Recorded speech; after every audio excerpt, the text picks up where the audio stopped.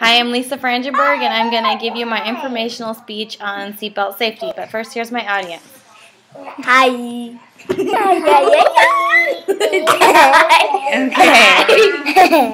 Okay. So sit down. Okay. The ever-popular phrase, click it or ticket, has been around for years. Every year, the law enforcement pushes the click it or ticket campaign to get people to get their seatbelts on for their safety.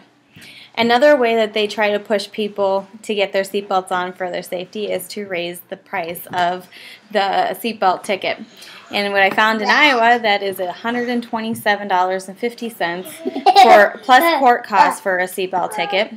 And for a child not having a seatbelt on, it's $195 for not having their seatbelt on. So it makes me think, is it really worth not having it on? Do you really think you can pay $127? Can you afford to do it a lot? And I'm sure if you get more than 1 or 2 or 3, court issues become more of a jail time. So why is it the simple invention is so hard for us to just put on, take a couple seconds to put on? A little bit about the seatbelt history. The first person who invented the seatbelt was an English engineer by the name of George Calalay in the 19th century. He was the first person to successfully transport people for the first time to one place to another, and it was his invention. But he didn't really patent the idea or anything, and it went unnoticed for many, many years until Edward Cleghorn got a hold of his invention, and he decided to patent the idea of it. And he did that on February 10th, 1885. And here's a picture of what he patented. It's just a simple little hook and a couple hooks and everything.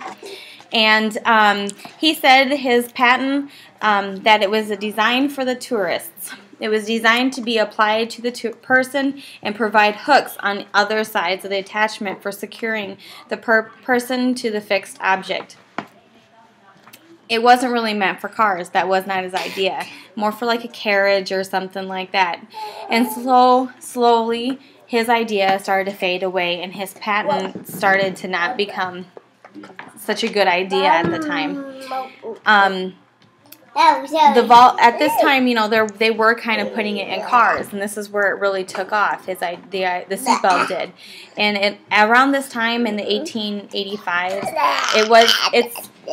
it's unclear what car company was the first one to give the option to put it in. Some say the Volvo, some others say no, it wasn't the Volvo.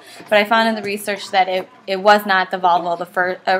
It's unclear, I should say, that who is the first one to put the seatbelt or give it as an option.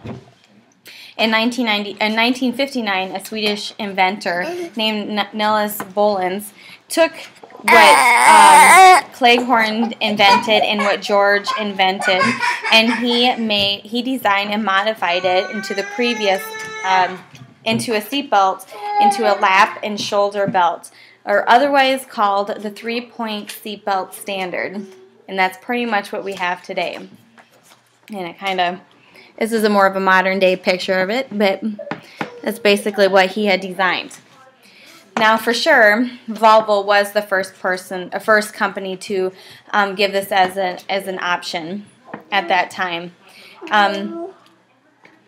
And over the years, like I just showed, this was the updated version, but over the years, it's pretty much the same idea.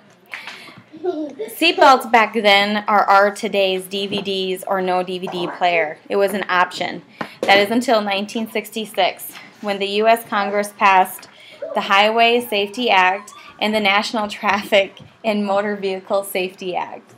And it was citing the citing safety purpose included having headrests, energy-absorbing steering wheels, shatter-resistant windshields, and a mandated installation of seatbelts.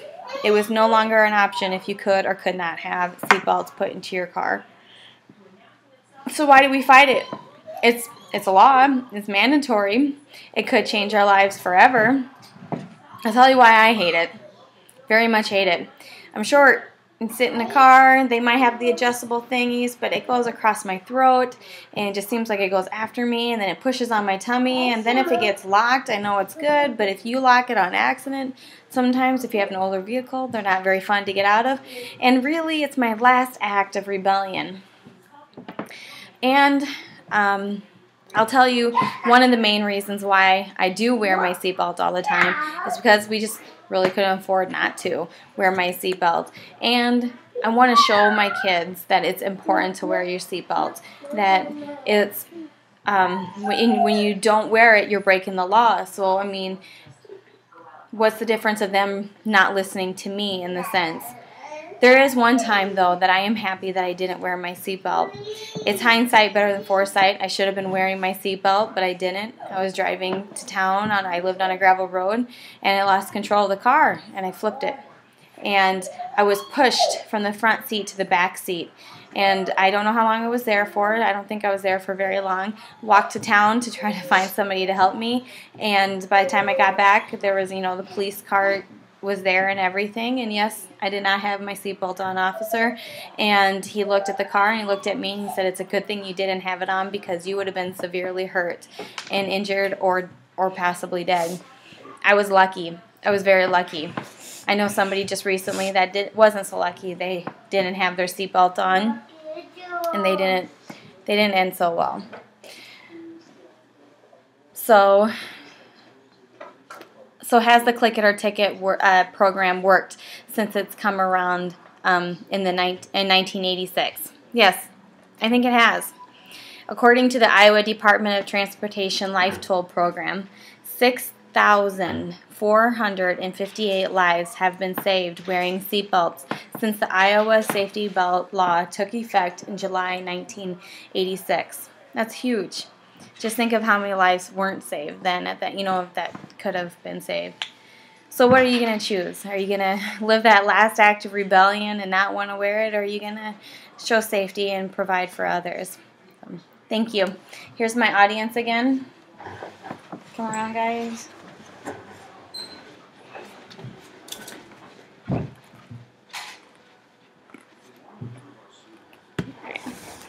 Thank you.